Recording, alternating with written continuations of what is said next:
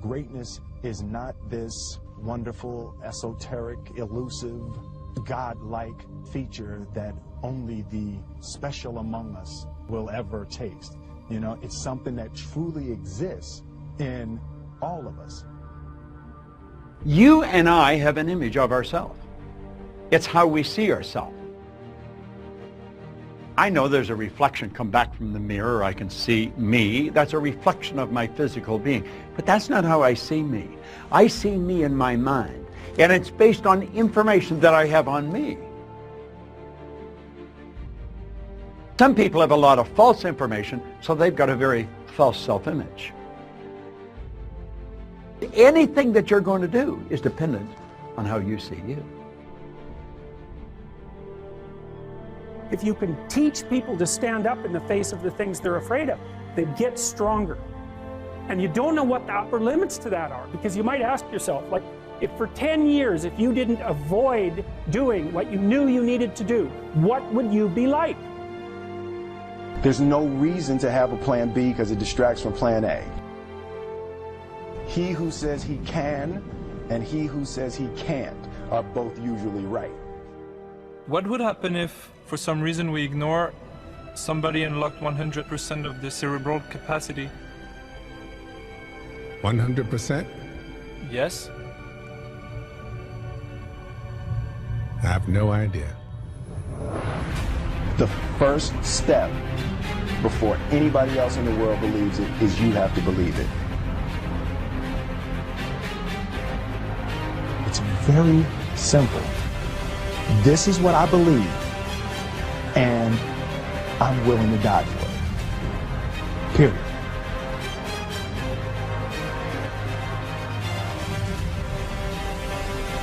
I want to represent the idea that you really can make.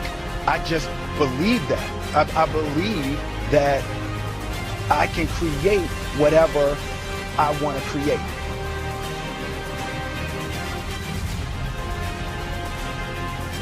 Make a choice, right? You just decide what it's going to be, who you're going to be, how you're going to do it. Just decide.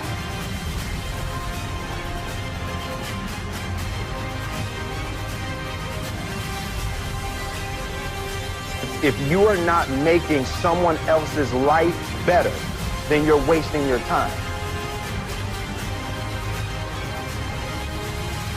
Fear is the most powerful emotion in human beings. It doesn't matter how much you know. It doesn't matter how much you know how to do it. If you have fear, you're not going to do it. The mind goes blank because your body is engaged in fear. I repeat this. Your mind goes blank because your body is engaged in fear. If you know anything about body chemistry, you know that when adrenaline hits you, your body goes into fight or flight mode. So basically your head is cut off from your body, literally. Adrenaline cuts your head from your body. And now your body's ready to jump. So either fight or flight or freeze. You need to learn how to manage, arrest, and transform your fears. And until you learn to deal with those uncomfortable emotions, until you learn how to transform them into something useful, performance becomes very, very difficult, if not impossible. There are two causes to fear. There's two only. First one is an unrealistic expectation about people. So you think people expect a lot from you. But that is not true. That is, remember, that is a perception.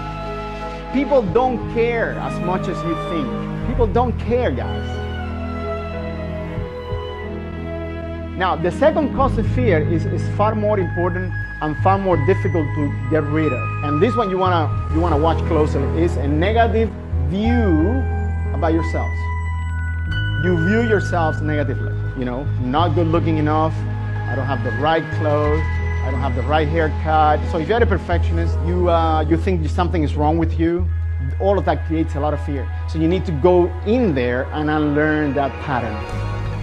And learning is pretty easy. Your mind accepts learning very quickly. New ideas, you absorb very quickly. Now, on the other hand, unlearning is very hard to do.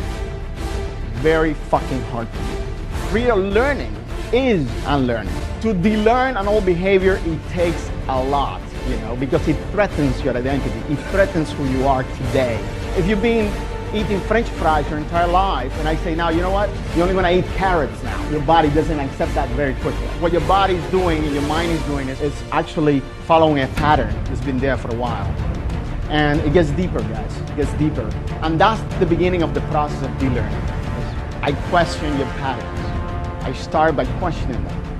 And I introduce what I call reasonable doubt. In order to debunk the pattern, in order to de-learn, you need to find the evidence that the opposite is true. The only thing that's stopping you is fear. You just need that evidence. See, and as soon as you start piling up that evidence, and piling it up, and piling it up, you will unlearn.